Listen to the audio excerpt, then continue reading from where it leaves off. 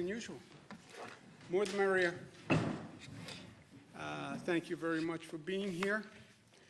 We'll give you some updated information, then we'll go from there. On this format of the presentation, I brought one of my own personal bias to the way we do this, for people who haven't noticed.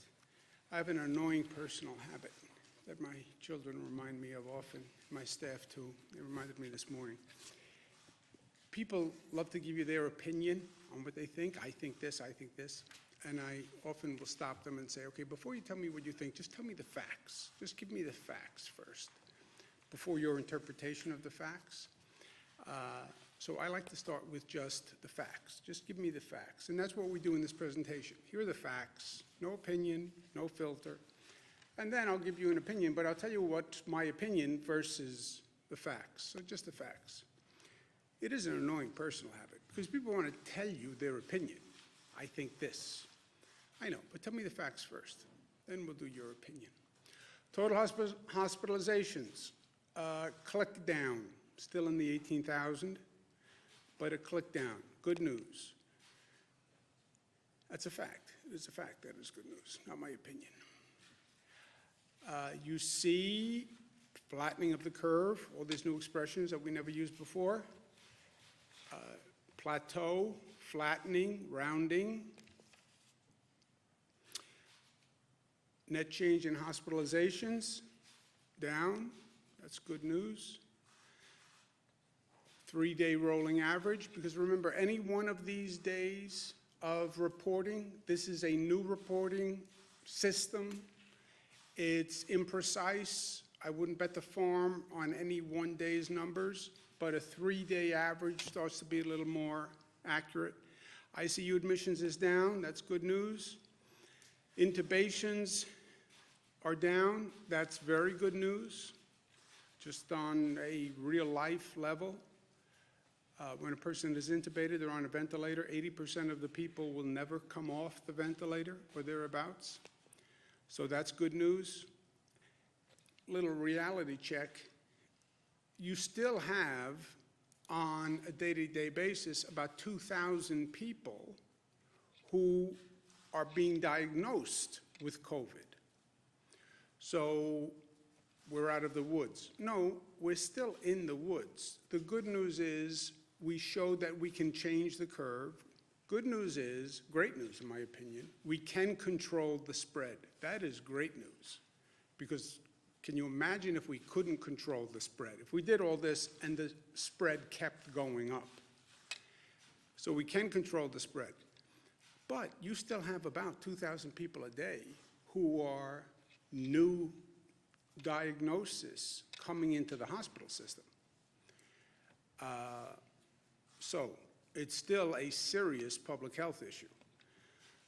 Lives lost yesterday, 752, which is the painful news of our reality day after day, and they are in our thoughts and prayers. You see 707 in hospitals, 45 in nursing homes. People are interested in those numbers and how those numbers are changing. But you see the terrible news has basically been flat over the past several days. Again, the number of deaths is a quote-unquote lagging indicator. It's almost disrespectful to put it in scientific terms. But these are people who were probably intubated, they were on a ventilator, and then again, a period of time on a ventilator normally has a bad outcome. The total losses, total number of deaths number, the CDC changed guidelines on how they want information reported. They want deaths, and then another category of probable deaths, which is a new category that's done by the local Department of Health or the coroner. So we're going to rationalize those new reporting requirements with local governments and get that information out as soon as we can.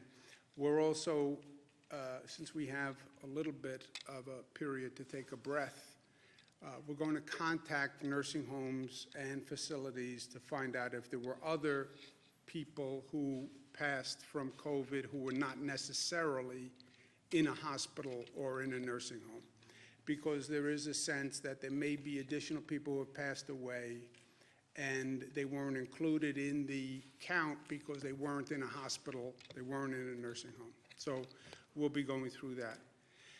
But basically, the healthcare situation has stabilized. The fears of overwhelming the healthcare system has not happened, thanks to the phenomenal work of our frontline workers, thanks to all the additional capacity that the hospital system created, over 50% additional capacity in 1 month. Just think of that.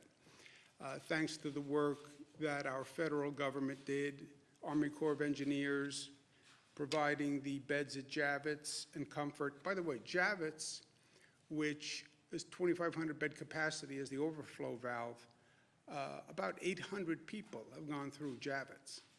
So thank you very much. And that was a great service that was done by the federal government in a very short period of time. So we have that stabilized. People are still getting infected, but we have the infection spread down to a manageable number. We've accomplished that. People are restless. We have to talk about the reopening of the economy. How do we do this? We have to build a bridge from where we are to the reopening of the economy. Well, what does that look like? Let's say that where we're going, it's not a reopening in that we're going to open what was. We're going to a different place. And we should go to a different place. And we should go to a better place. If we don't learn the lessons from this situation, then all of this will have been in vain. We learned a lot if we're willing to open our eyes and open our ears. So we're going to a different place, which is a new normal. And we talk about the new normal. We've been talking about the new normal for years. We're going to have a new normal in public health. By the way we have a new normal in an environment, a new normal in economics, a new normal in civil rights, a new normal in social justice, right? This is the way of the world now. We're moving to a new place, more challenging place, but also potentially a better place. Well, when is this over? I say, personal opinion, it's over when we have a vaccine. It's over when people know I'm 100% safe and I don't have to worry about this. When does that happen? When we have a vaccine. When do we have a vaccine? 12 to 18 months. Who determines that? The federal government has to test the vaccine, FDA. It's a big gap, 12 to 18 months, yes. I say the sooner the better. Anything we can do to work with the federal government to get the vaccine done faster, we are all in. You want to use New York State as a laboratory? We are ready, willing, and able. Any way the New York State Department of Health can work with the FDA to reduce that testing period, we are all in and energized and creative and ambitious about it. So anything we can do to accelerate that vaccine, we will do. You need a place to test it in large numbers, think of New York. But that's the ultimate end, right? We have a vaccine. Now we don't have to worry about this. By the way, we'll probably have to worry about the next public health risk at that time. So don't forget everything we learned. Besides the vaccine, there's a possibility that they develop a medical treatment. So we can't prevent you from getting the virus, but we have a new medical treatment. And if you get the virus, don't worry, it's no big deal. You go and you get this medical treatment. That's another way of having a natural end, right? And that's what convalescent plasma is all about, and the antibody testing to find people who had the antibody and then injecting the antibody into a person as a treatment method. Maybe the hydroxychloroquine works. Now, this has been a very politicized topic. I have done my best to stay 100 miles away from politics in all of this. Everybody wants to see hydroxychloroquine work. Everybody. Well, the president says he believes it works, but he's not a doctor. You're right. He says he believes it works, but he's not a doctor. Find out. Find out. And everyone hopes that it works. And anything New York can do to test it, we will. We are now testing hydroxychloroquine. There are a number of hospitals that are doing it. It's not a government decision. It's not a political decision. The medical doctor decides. And if a medical doctor decides it works, fine. We have an executive order that limits the prescription of hydroxychloroquine only because we don't have enough. And there was such a demand on it that people who needed it and were using it can't get it. So if the federal government sends us more, we will dispense more. It's a pure supply side issue. Or maybe they develop another drug that they figure out has an effect. That could happen between now and the vaccine, and we all pray that it does. But until you have the vaccine, until you have the medical treatment, what do? How are you building the bridge? Well, it's going to be a phased reopening, right? And during the phased reopening, the priority is make sure you do no harm and keep your eye on the public health issue. That is what is key in all of this. So it's going to be a calibration of reopening based on public health safety and that infection rate, because what we have done and the reducing of the infection rate is a pure function of what New Yorkers have done and what people across the country have done. When you relax that social distancing, you could very well see an increase in the infection rate. So it's all a calibration to the public health, but it's going to be a gradual increasing of economic activity in calibration with the public health standards. The single best tool to doing this gauging, right, is large-scale testing. Test, trace, and isolate. That's what everybody's talking about. What does this mean? It means you test, you find a positive, you trace back who they were with, where they were, test those people, and you isolate the people who are positive. It's inarguable. It's just very, very hard to do. And it opens this new world of testing. And this new world of testing is a new world to all of us, by the way. There's diagnostic testing. Are you positive or negative? There's then testing for antibodies. Were you exposed? If I find out that you were already exposed and you had the virus, now you can go back to work because you had the virus, you have antibodies. Antibody testing, once you have the antibodies, you can help develop convalescent plasma where they can take your blood, take those antibodies, use it as treatment. There's saliva testing, which is faster and easier. It's not blood testing, it's not a swab, it's just saliva, but that's a new form of testing that's just being developed. There's finger prick testing, which is less invasive, but also being developed. There's full blood sampling testing, which is obviously more intrusive. But to do the testing, you need testing equipment. You need swabs, you need vials, and you need all of these things at a capacity that does not now exist. Where do you do the testing? We've been doing testing in hospitals.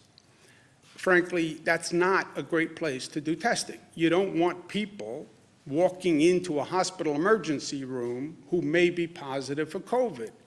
Our drive-through locations are better. But how do you bring that to scale, all right?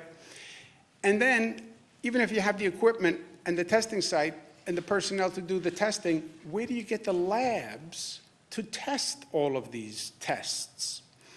This is a whole world of questions that nobody has ever seen before. The bottom line is, well, you need large-scale testing. Let's do it. We can't do it yet. That is the unvarnished truth.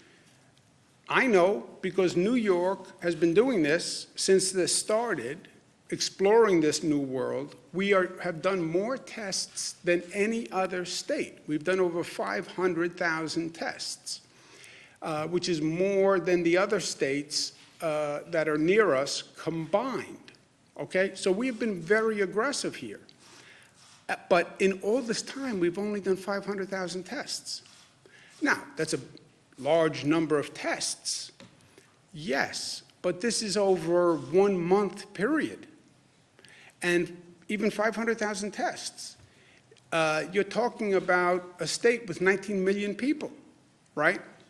So you get a sense of the scale of what we have to do here. We cannot do it without federal support. And I've been saying this for days. If you have a state that has a lower need, yes, they may be able to do it. But when you have a state that has to do a large number of these tests, I'm telling you we can't do it without federal support. And I've said that from day one. We will coordinate, and we have been coordinating all the tests in our state. That's how we got to that 500,000 number.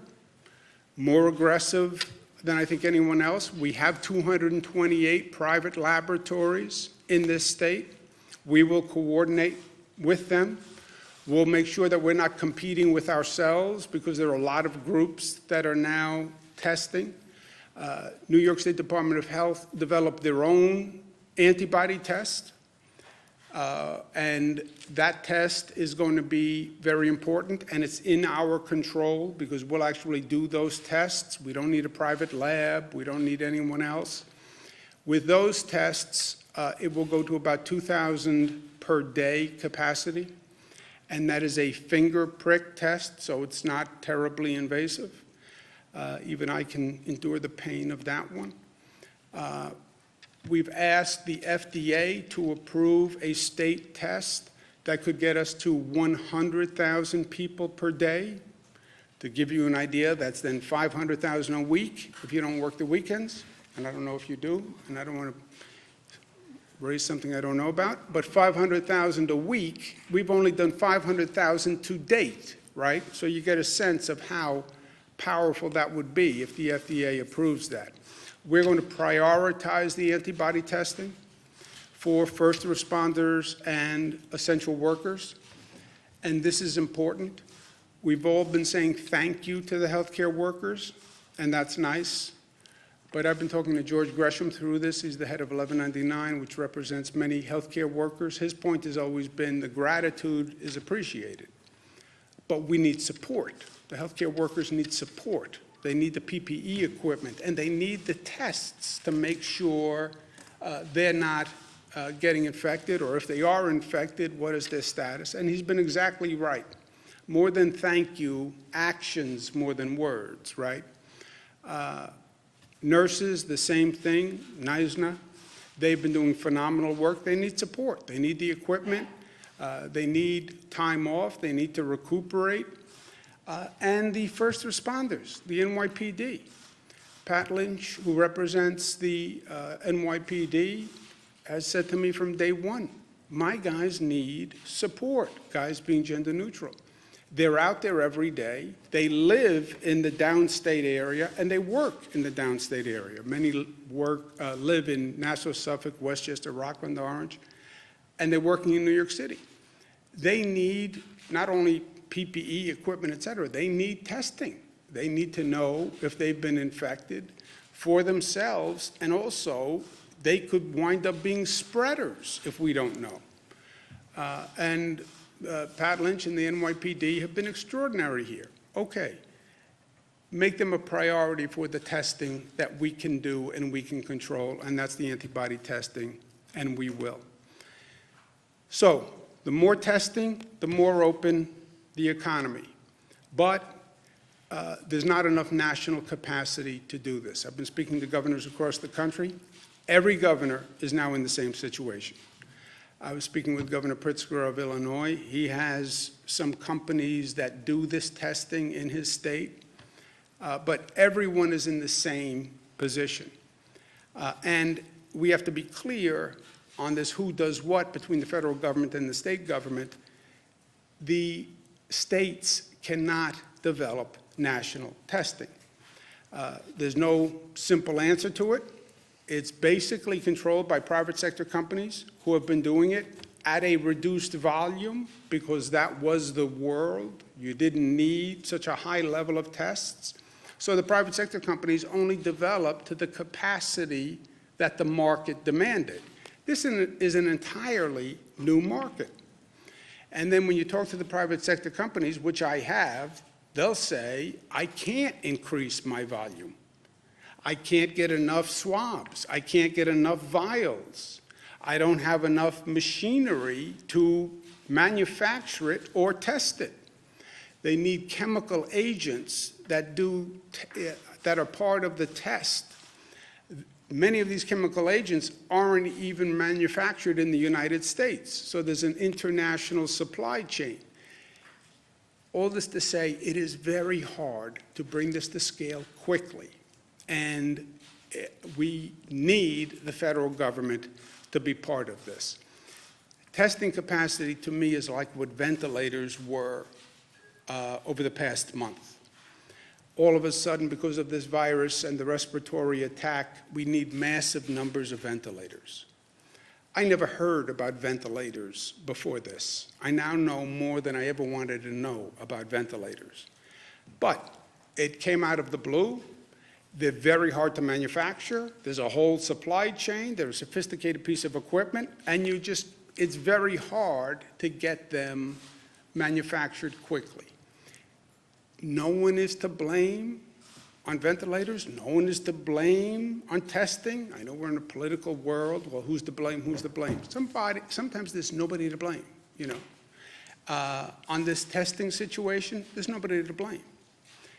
Just how do we now do it? How do you now scale this up and scale it up quickly? Because we want to phase the reopening as fast as we can between now and a medical treatment and a vaccine, right? That's what we're doing.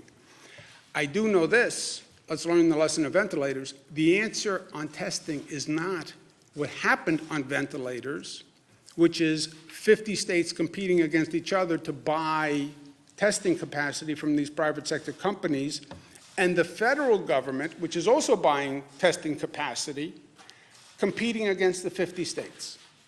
That is not learning the lesson of what we did before. So, partnership with the federal government, 100%. But we need that partnership to do this. Once you test, then you have to trace the contacts. So we test Bernadette. Bernadette turns up positive. Okay. Who were you with over the past week? What family members were you with? Who do you sit next to in the office? You now have a list of 30 people. If it's Bernadette, even more, because she's highly social, has a lot of friends. Now, somebody's got to run down that list of 30 people from one positive. It's a detective, investigator, in the public health space. That is a massive undertaking. It's intelligent, but it's massive. And that is an army of tracers. So testing, have to get that up to scale, and then tracing. Yes, but that's a massive undertaking that we now don't do. So, testing, tracing, isolation. Yes, we have to do that in concert with the federal government. Again, no one's done it before. No one has done it to this volume. And second, for the states to do this role of reopening, we need funding. And the past federal legislation has not provided it. It's that simple. They funded many good causes, hospitals, small businesses, et cetera. Yeah, but you now want the state governments to do all this work. Do this, do this, do this, do this. Okay, I'll do everything I can. I need your help with the things I can't. But you have to provide funding because at the same time, the state governments are broke. And that's not just me. That's every governor in the United States. That's the National Governors Association. The chairman, Governor Hogan, good man, Republican, and myself, vice chairman for the National Governors Association, wrote a joint letter saying the states need $500 billion in funding. because I have to be afloat and have some capacity to do all these things you want the governors to now do. And that has to be in the next federal legislation. And there can't be excuses about it. So from today to 18 months, which is the last date for a vaccine, that's what we have to work through.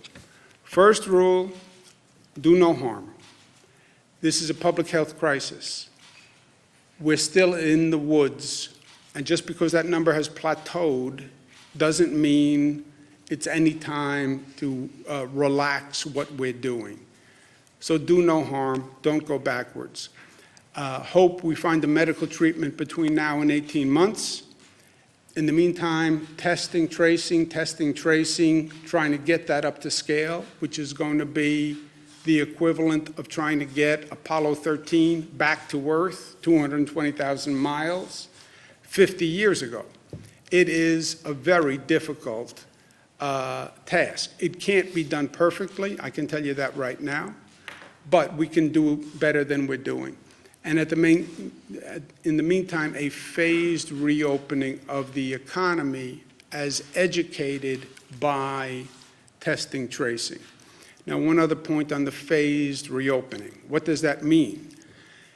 And how do we phase this reopening until we get to a medical treatment or a vaccine? This is what we're thinking about. We need clarity on what the federal government is going to do and what the state governments are going to do. I heard the president last night. The states, it's up to the states, basically. Great, I get it. And the states can do the do no harm. It is their job to do the public health monitoring. The states can also do the phased reopening plan. We cannot do, the states that have a large problem, cannot do the testing and tracing without federal assistance. And that's important. On the reopening, we can do, and we have a blueprint for the reopening. Again, as guided by testing, tracing. But there are two factors really on the reopening. How essential is the business, service, or product or function? The more essential a business, service, or product, the more urgent the need to immediately get them back online, or as soon as possible. So, how essential is what the business does? And then second, what is the risk of infection spread of that business? Some businesses can say, I can open tomorrow. In my business, I'll have all sorts of precautions. People will not be less than 6 feet apart, period. There will be no congregation of people. I won't do conferences. I won't do joint meetings. It's not the way my business operates. I can bring everybody back, put them at separate desks. They'll never be near each other. I have a very low risk of infection spread.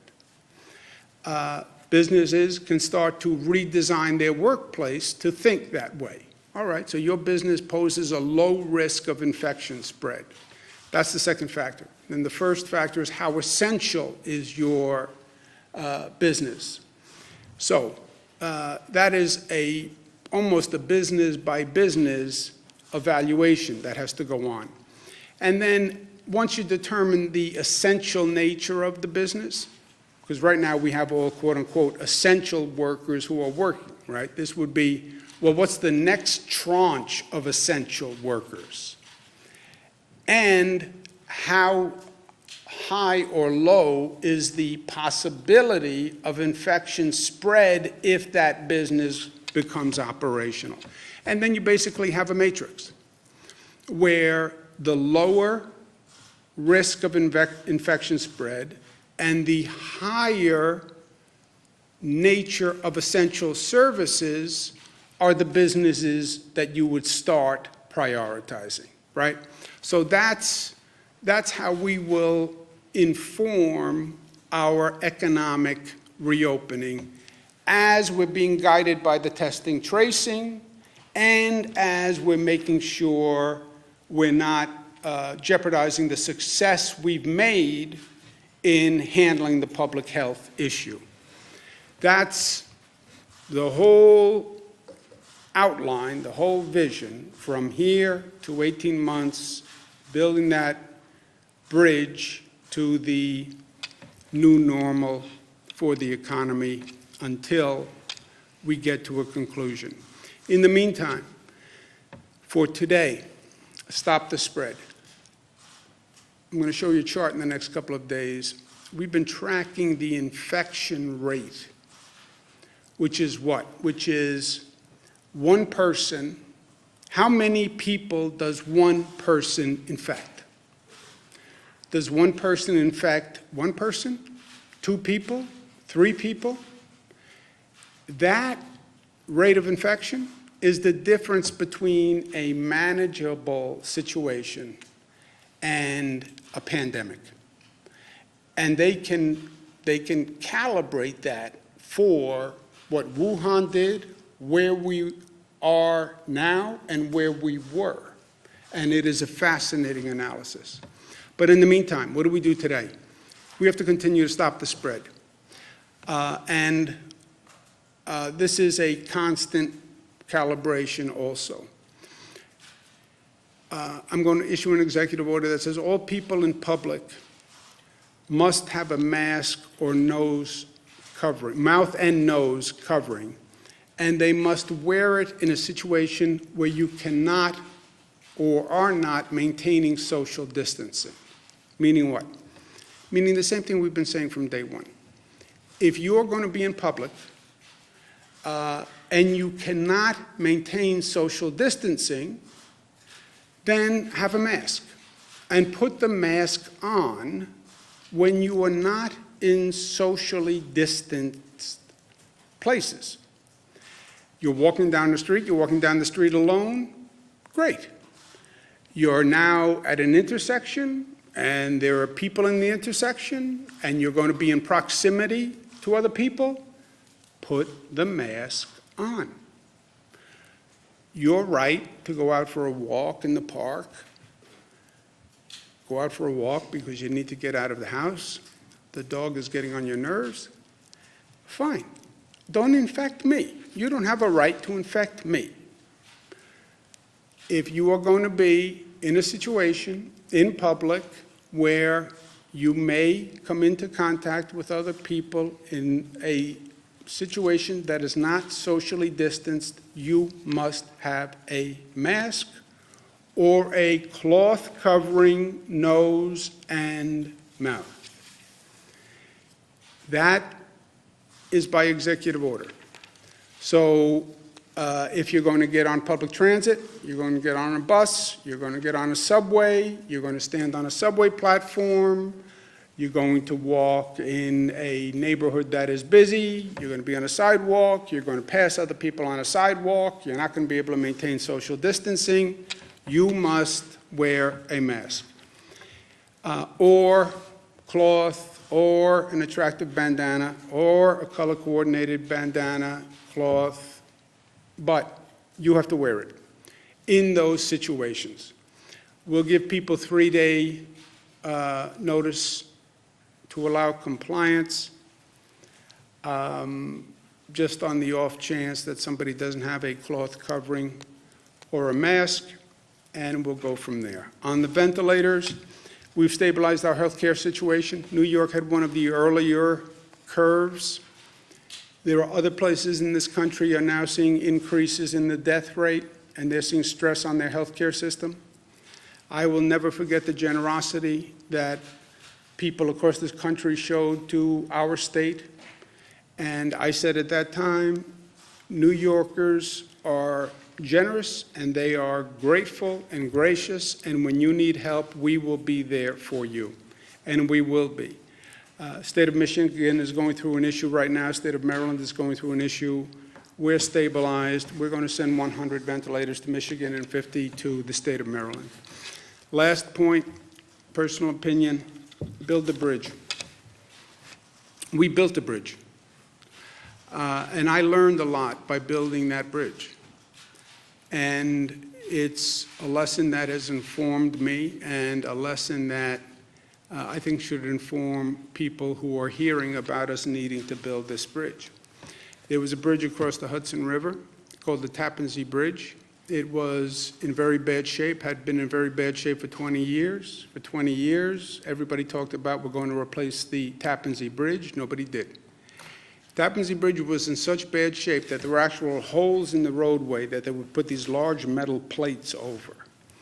And when you were driving across the Tappan Zee, you go over one of these metal plates, and the plate would bounce a little bit. And you could actually see glimmers of light that would come through the hole and the metal plate. Traumatized 2 generations of drivers, me included. And government kept saying, yeah, we have to replace this bridge, we have to replace the bridge. Never did. I become governor, I say, we have to replace the bridge. A whole raft of bureaucrats say to me, I mean that in a nice way, you know what, it's too risky a venture. It goes across the Hudson River. The Hudson River is an environmentally sensitive place. You try to build a bridge in the Hudson River, you have to put down piles, you have to do all that construction. It's going to annoy environmental concerns. It's going to be very expensive. It's a very high-risk, difficult project. And they cautioned me not to do it. And by the way, for 20 years, nobody had done it. I said, yeah, but then you don't build the bridge. I understand the risk. I understand you could get blamed. I understand something could happen. I understand whatever you do in life, people are going to have 57 different opinions, and it's never going to be perfect. And yes, they can always write stories. This one criticized this one criticized this, and we love negative in society for some reason. But then you don't get anything done. Long story short, we built the bridge on time, on budget. It's beautiful. We did go through all the heartburn of going through a construction project in the public domain. Yes, many people criticized. We picked blue, they wanted green. We did this, they wanted that. That's the nature of people. But we did it. We did it. And it is a beautiful symbol for me. And for anyone who sees it, don't tell me that we can't do it. Don't tell me we can't do it. Because I know that we can do it. Because we did do it. And we did it very well. Have we dealt with a situation like this? No. Can we build a bridge that takes us from today to 18 months? Yes. Yes. Because we are bridge builders. That's what we do. We build bridges. Sometimes literally, sometimes symbolically, sometimes metaphorically. But we build bridges. The bridges can be a bridge, can be an airport, it can be a new civil rights legislation, it can be new labor rights legislation, new minimum wage legislation, but we build bridges. That's what we do in New York, and we're going to do this. Questions? Governor, on the mask issue, now, so this will be any public space where there is congestion? We're talking busy streets, stores? We're just trying to get clarity on what this means. Any situation in public where you cannot maintain social distancing. 6 feet, is that what we're talking here? 6 feet. If you can't maintain that social distancing because you're going to a congested area, or it's a situation where you can't maintain social distancing. You cannot maintain social distancing on public transit. You can't. You can on a street that is unoccupied, but if you're going out for a walk and you may come to a place where you can't maintain social distancing, you have to have a mask. Will there be penalties, criminal prosecutions? There's a possibility for a civil violation. You could get a penalty. You know, you jaywalk, theoretically, you get a penalty. Local governments would enforce it. I don't want to go to a penalty yet. I don't think we haven't seen flagrant non-compliance. So there won't be a penalty, but it is an executive order. I'm directing, if people don't follow it, we could do a civil penalty. You're not going to go to jail for not wearing your mask, but if we get there. But for now, no, there's no civil penalty. But local government should start to enforce it, and they should come up and say, you know, Jesse, you're supposed to be wearing a mask. And by the way, people will enforce it. They'll say to you, if they're standing next to you on a street corner, where's your mask, buddy? In a nice New York kind of way. Is it in the public interest in the public health for New York to release the number of COVID cases and fatalities at individual nursing homes? Two interests? Is it in the public interest? I know. Two interests. One interest is release as much data as possible. We will release as much data as possible on people who have died in nursing homes. Second interest is respect and legal rights to privacy. You pass away in a nursing home, or your parent passes away in a nursing home, God forbid, should your parent's picture really be on the front page of the newspaper the next day because they passed away from COVID? Did that mean their privacy should be violated?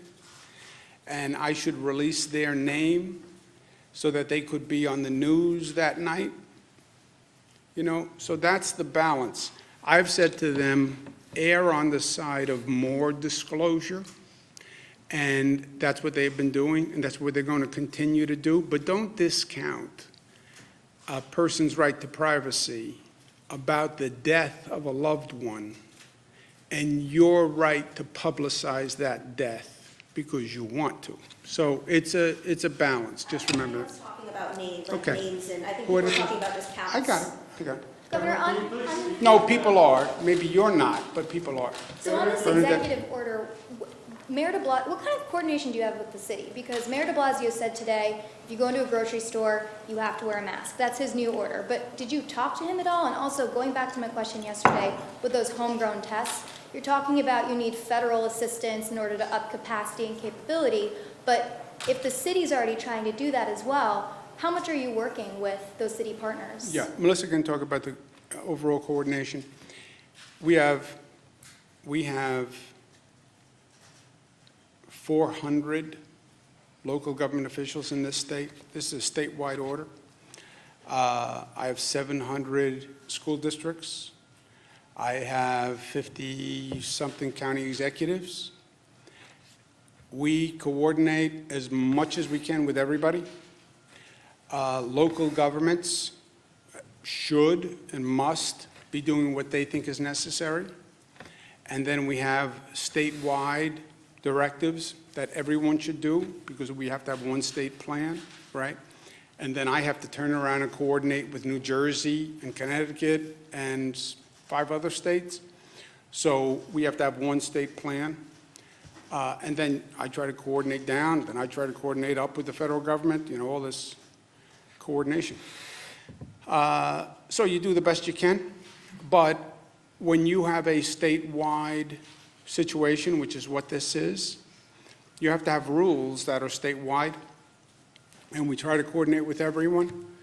They can have their own rules, they just can't conflict with a statewide rule. That's the balance, that's the law. So they can do anything they want, just they can't conflict. There will be times when they take a local action, which happens usually also. They take a local action, the state then takes an action, the state action overrides the local action, whether it was plastic bags or whatever, you know.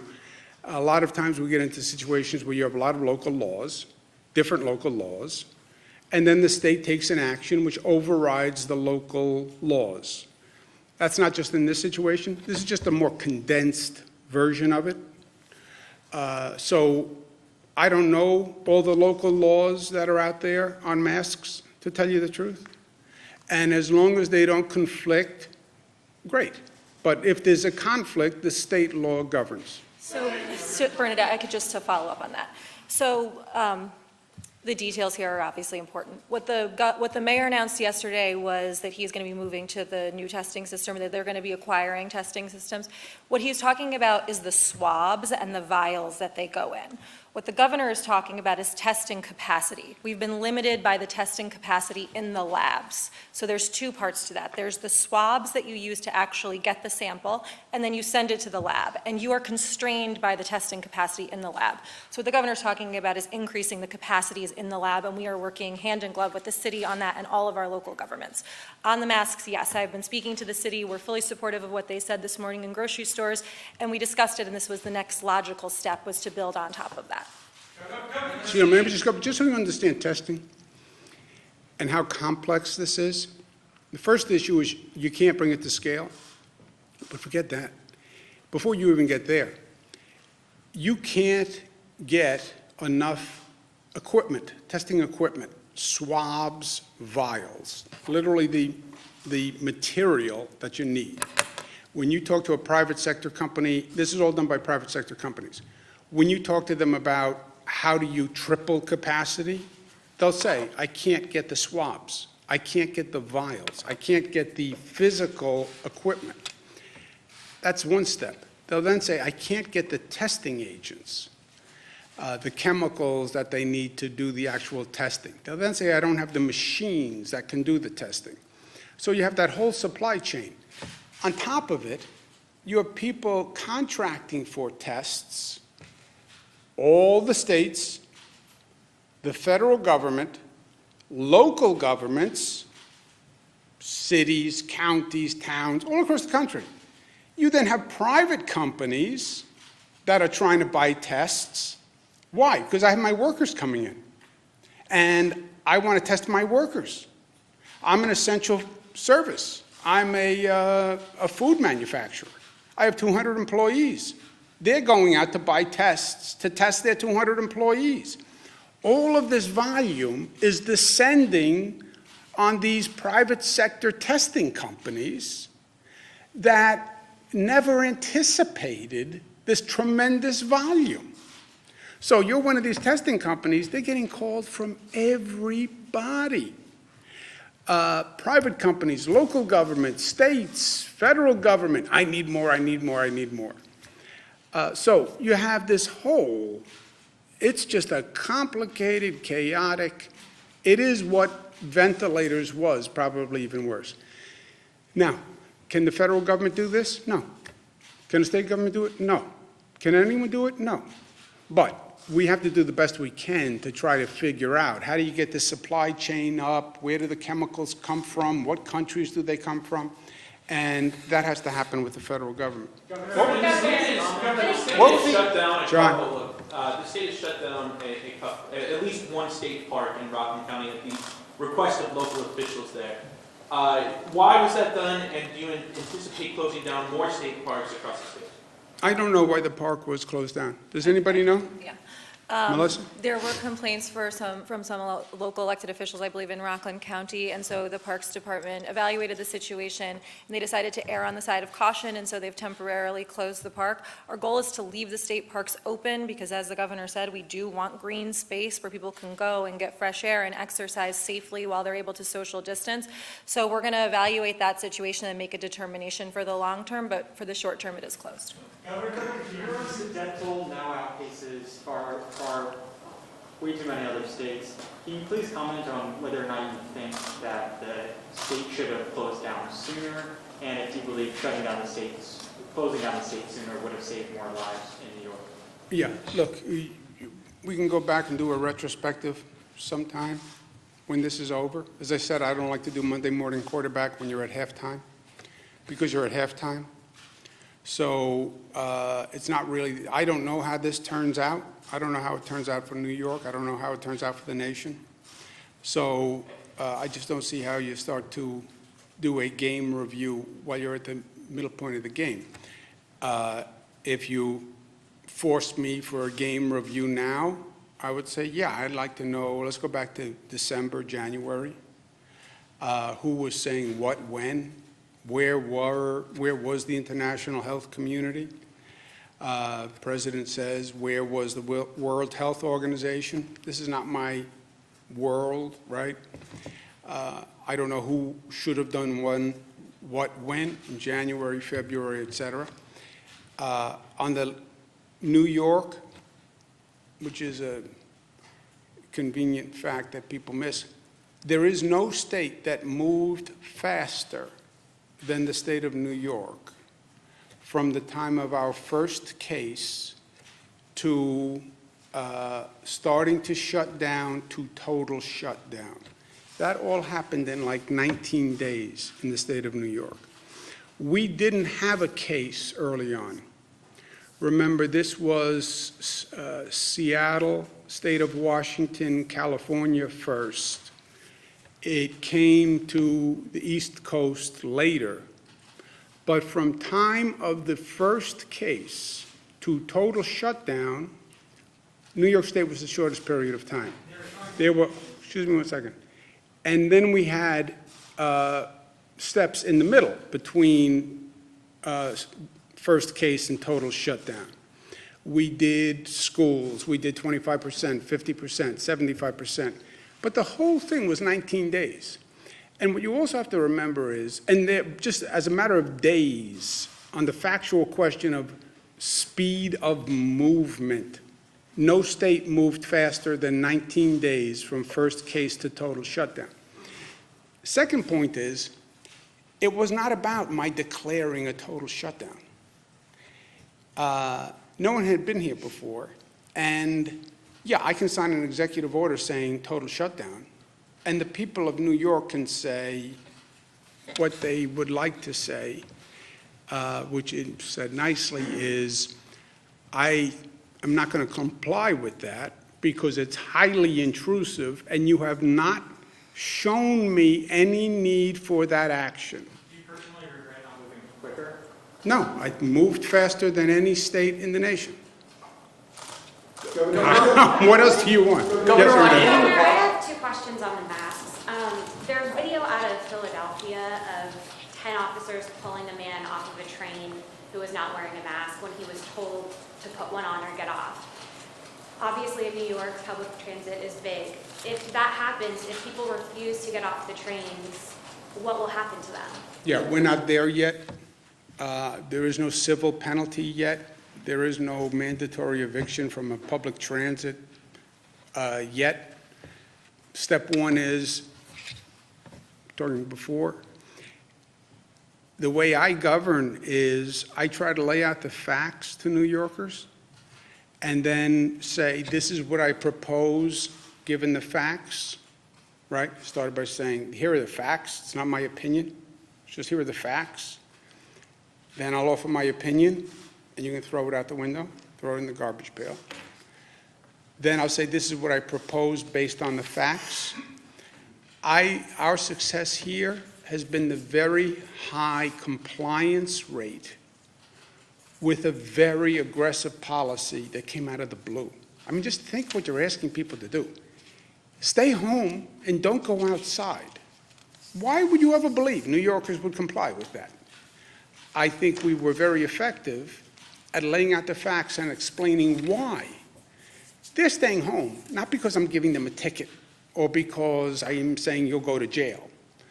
They're staying home because they say, I heard you, and it makes sense to me, and I'm doing it because it makes sense to me. So I haven't given anybody a ticket for running a business. I haven't given anybody a ticket for violating anything. It's because they understood the facts. Where I am now, I'm saying, here are the facts. Stopping the spread is everything. How can you not wear a mask when you're going to come close to a person? On what theory would you not do that? Now, if they don't accept that and there's widespread noncompliance, could we go to civil penalty, or could I say you can't be on the trains or buses unless you wear a mask? You could get there. I assume that's what Philadelphia did if they said they're taking a person off a train. But we're not there yet. And I hope New Yorkers will do it because it makes sense. Last part, but also I think people are, is this going to put people in a situation where they're scared not to wear a mask. They want to go on a run or a walk, and they don't think they'll see anyone. And they're worried about getting shamed for not wearing the mask. People, even in this news conference, viewers are writing, why isn't everyone in this room Yeah, wearing a I mask? want to know why you're not wearing a mask. Governor, regarding the paid I know why. So you wear a mask, you keep it below your chin, and then when you are running and you come close to a person, you either run across the street or you put the mask up over your mouth and nose. So look, it's not the biggest inconvenience in the world, right? It doesn't have to be a surgical mask. It could be a cloth mask. Have it with you, and if you're in the walk in the woods and you don't see anyone, great. If you're in the walk in the woods and here comes John Campbell, and because that's what he does a lot, is walk in the woods, and you happen to run into him, then you have to put up your mask because here comes John Campbell.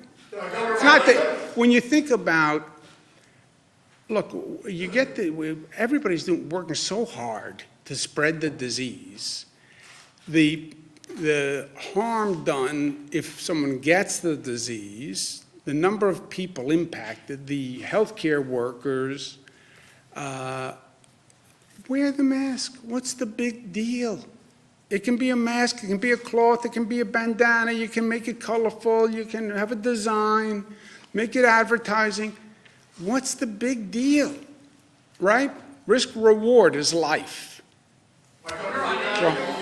pay freeze that hits about 80,000 union workers. I think there's 500 to 600 docks workers who have now been infected. That's the prison system, that's parole. Some of them are nurses in state hospitals. So you have now a group of state senators led by Tom O'Mara is asking that you unfreeze that 2% so they can see that tiny amount in their paychecks. Would that break the bank? Yeah, Joe, it would break the bank. You know how you know? The bank is broken. That's how you know. And the state is broke. And there's a lot of good things I would like to do for a lot of good people that we cannot do until we have some financial stability. And if they want to help, tell them, call Washington and tell Washington that you neglected the state's financial needs in the legislation you passed was wholly disrespectful of the reality of the situation. And you know that state governments are insolvent. You know they had to freeze pay increases. You know they had to take all sorts of drastic measures. They couldn't fund education the way they wanted to. Provide financial assistance to state governments so they can do their work. I have to go to work. How does this fit in on that? Say to How does schools fit in on ending the pause or winding down the pause? That's one of the main systems, right? We have these states working together. What they need to coordinate are the systems. You need transportation, you need economics, school system. They all go together, or none of the gears can turn unless all the gears turn. Remember? Why are